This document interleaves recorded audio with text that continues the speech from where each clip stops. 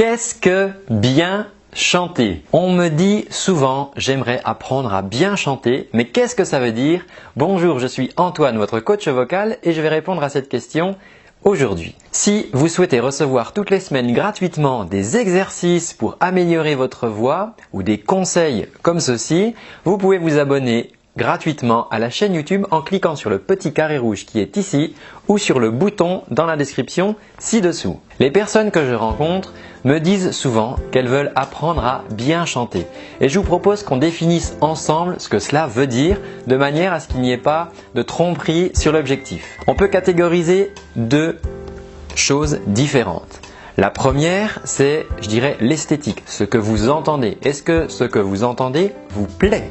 La deuxième catégorie, c'est la partie technique. Est-ce que ce que vous faites ou ce que le chanteur que vous entendez fait est sain techniquement et juste techniquement? Commençons par la partie esthétique. Alors, est-ce que par exemple ceci est bien chanté? Est-ce que ceci est bien chanté? You wanna smoke my back. Est-ce que ça c'est bien chanté? Est-ce que tout ceci est bien chanté? Là, en fait, différents styles. Les chants inuits, par exemple. Ce sont des chants qui font souvent, ils se mettent à deux comme ça, ils font des battles et c'est des échanges comme ça et c'est au premier qui craque qui a perdu. Bon, ça là-bas, c'est énorme et la Shakira locale, elle chante comme ça et ils apprécient ça. En Europe ou aux États-Unis, on a d'autres styles. Par exemple, des chanteurs country, quand on les écoute nous en France, on dit ouais, chanteurs country, ouais. Ils ont un accent vachement, ils ont quelque chose de très nasillard dans le son. Ça plaît ou ça plaît pas. Mais ça, c'est de l'esthétique finalement. Donc de ce côté-là, est-ce que c'est chanter bien ou pas? Je dirais plutôt qu'on dit ça me plaît, c'est quelque chose qui me plaît ou pas. Et là, c'est pour la partie esthétique. Et ça dépend vraiment de votre background, de ce que vous écoutez, de vos habitudes musicales, de votre ouverture d'esprit aussi. Si vous avez voyagé, peut-être entendu d'autres sons dans d'autres pays, si vous avez été éveillé à ça, ou si au contraire, vous n'écoutez toujours que le même style et que du coup, d'autres styles vous paraissent très étranges. Deuxième aspect, l'aspect technique. Quand je parle de technique, c'est la technique vocale.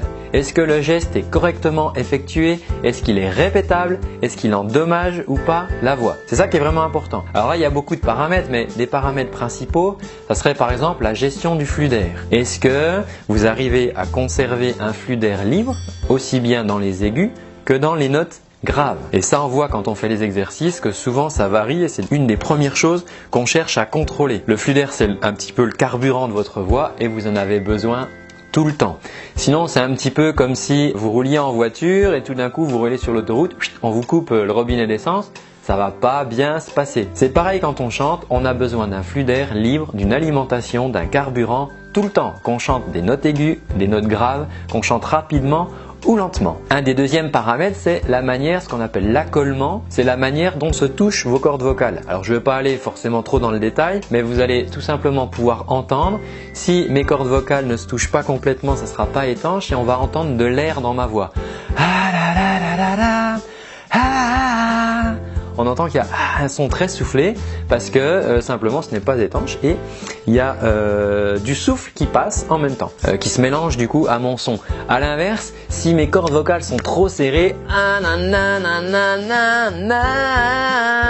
ça va faire ça. Et techniquement, c'est quelque chose qui est exagéré parce que en serrant comme ça mes cordes vocales, je vais forcer en fait dessus et ça c'est une voix forcée. Donc techniquement, on va dire que c'est quelque chose qui n'est pas très approprié. Un autre critère, ce sont les tensions.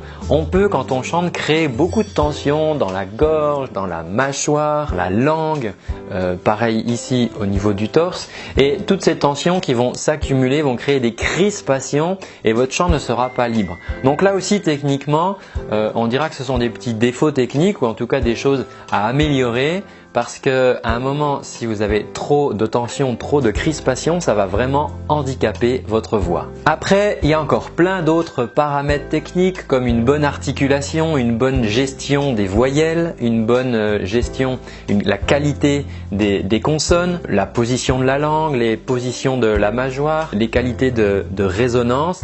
Mais après, on va rejoindre un petit peu plus l'esthétique parce qu'on va parler aussi d'effets vocaux. et les effets, s'ils sont bien réalisés techniquement, ils seront appréciés ou pas ensuite en fonction de l'esthétique qui véhicule. Les voix saturées, par exemple les saturations, sont des effets et bien ça on apprécie ou on n'apprécie pas. Mais c'est sûr que dans le rock par exemple, on va utiliser ces voix saturées alors que dans la pop on va moins les utiliser ou alors vraiment de temps en temps pour donner un petit peu de punch dans le chant, mais on chantera plutôt en voix claire. Donc là on rejoint un petit peu l'aspect esthétique. Alors une petite remarque, c'est que les éléments que je vous ai décrits tout à l'heure comme des éléments de technique vocale, il faut savoir que quand on les maîtrise bien, on va pouvoir utiliser des défauts entre guillemets ou des gestes imparfaits de technique vocale pour créer de l'intention, rajouter de l'émotion dans la chanson. Typiquement, vous pouvez utiliser la voix soufflée dans certains styles. Je peux utiliser à la fin et le son, on a l'impression que le son se disperse comme ça.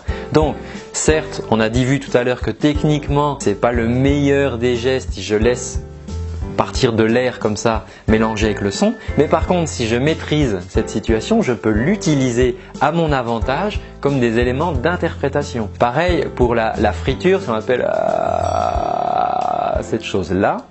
Je peux m'en servir. Christina Aguilera par exemple utilise beaucoup ça en début, comme ça donne un côté un petit peu lascif et du coup voyez là, je rajoute aussi, et du coup ce petit entre guillemets défaut technique, on va pouvoir l'utiliser dans notre interprétation pour la chanson qu'on interprète. Ce qu'il faut juste, c'est pouvoir le contrôler. C'est-à-dire que si tout d'un coup, il y a tout le temps cette chose-là qui se rajoute dans votre voix et que vous n'arrivez pas à le maîtriser, à ce moment-là, ça va devenir une sorte de tic et vous serez plus tout à fait libre de pouvoir interpréter comme vous le souhaitez votre chanson. Il en est de même pour la justesse. On cherche forcément, quand on travaille sa voix, à chanter juste. Mais sachez que si vous passez certains enregistrements de chanteurs très connus, des anciens enregistrements surtout, parce que maintenant il y a beaucoup de choses qui sont corrigées par ordinateur, mais si vous passiez des anciens enregistrements, vous pouvez regarder sur l'ordinateur et vous verrez que les notes ne sont pas tout à fait justes. Mais c'est justement ce qui nous touche quand on écoute ces personnes, entre autres, c'est que on a l'impression, par exemple, une chanson où le chanteur va évoquer une certaine souffrance,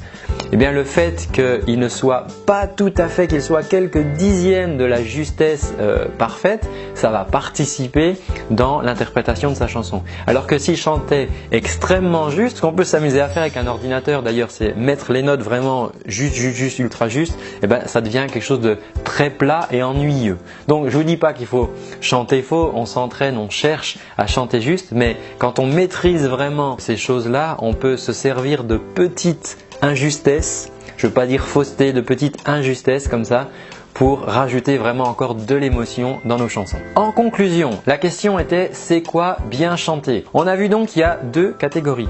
La première, c'est l'esthétique. Est-ce que ça vous plaît? Est-ce que ce que chante la personne, est-ce que ce que vous chantez vous plaît? Si c'est le cas, c'est déjà gagné. Ça veut dire que esthétiquement, ce que vous entendez vous est agréable et vous plaît, et c'est vraiment bien le but de la musique. La deuxième chose, c'est l'aspect technique. Est-ce que la personne techniquement chante bien? Et ça, en fait, si je le résume, c'est est-ce que le geste est sain? C'est-à-dire, est-ce que je peux le répéter sans sentir que ma voix est modifiée après? Parce qu'auquel cas, là, ça veut dire que je suis en train de l'endommager. Donc, si vous arrivez à répéter, à chanter sans que votre voix soit altérée, c'est très bien. Pareil, si ça vous fait mal, on va pas garder ça parce que techniquement, c'est pas acceptable que ça nous fasse mal quand on chante. Donc, si par contre, ça ne vous fait pas mal, si ça ne modifie pas votre voix, on peut dire que techniquement, votre geste sera correct et à ce moment-là, vous chantez bien aussi. Donc, ne vous prenez pas la tête. Il faut que ça vous plaise et que ça vous fasse pas mal. Si je résume. Alors, si cette vidéo ne vous a absolument pas intéressé, ne la partagez pas et ne vous abonnez pas à la chaîne YouTube. Si par contre ça vous a plu, vous savez ce qu'il vous reste à faire. Je vous offre un cadeau avant de repartir. C'est 30 jours de cours de technique vocale justement pour mettre en place les éléments dont on a parlé tout à l'heure, en tout cas le début, les grandes fondations. Et pour ça, rien de plus simple, soit vous cliquez sur le petit bouton qui s'affiche ici si vous êtes sur YouTube, et si vous êtes sur Facebook, dans la zone de commentaires ici ou ici, vous aurez un petit lien, vous cliquez dessus et vous laissez votre adresse mail et ensuite je vous enverrai toutes les semaines pendant un mois vos exercices en vidéo. J'ai hâte de vous retrouver pour ce programme. Je vous dis à très bientôt et surtout, prenez soin de votre voix. Ciao!